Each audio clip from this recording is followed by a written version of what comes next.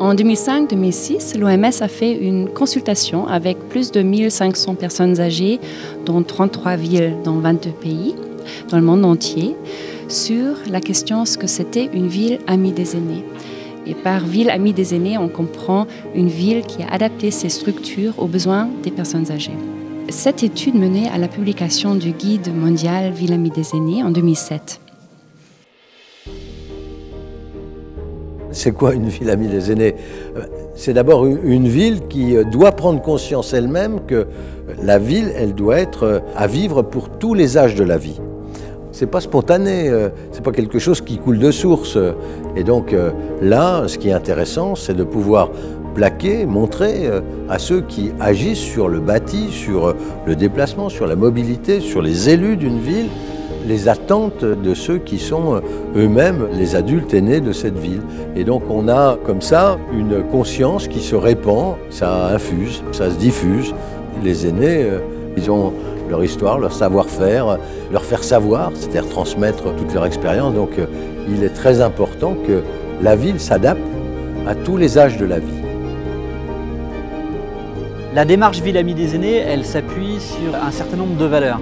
La première, c'est lutter contre l'agisme, cette espèce de sentiment que quand on est âgé, on est un petit peu de côté, qu'on est un petit peu de trop et qu'il faudrait laisser la place aux jeunes. Et donc la façon de mettre en œuvre le programme Ville amie des aînés, c'est de redémontrer que en fait, les seniors sont des acteurs à part entière de la ville, qu'ils sont solidaires des autres générations, qu'ils contribuent véritablement à la dynamique municipale où qu'elle soit, et qu'à partir de là, il est important d'écouter leur façon de vivre la ville. Parce que la citoyenneté des habitants âgés, elle doit se penser comme la citoyenneté des habitants, quel que soit leur âge. Et donc la volonté que nous avons, c'est de penser une ville dans un programme Ville amie des aînés qui se fait avec son âge et non pas à cause de son âge.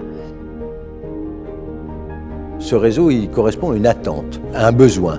Et le besoin, c'est que l'ensemble des responsables des villes échangent.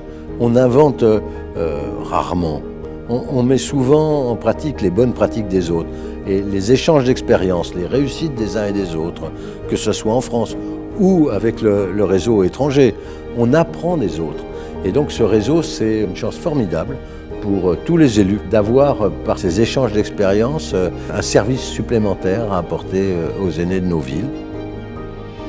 Cette volonté de simplicité, d'accès dans l'environnement social et dans l'environnement bâti d'une ville fait qu'une véritable ville amie des aînés se développe tranquillement, sereinement, sans faire de bruit, mais avec efficacité.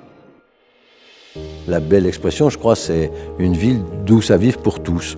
Pour tous, ça dit bien ce que ça veut dire, hein, quel que soit l'âge qu'on a.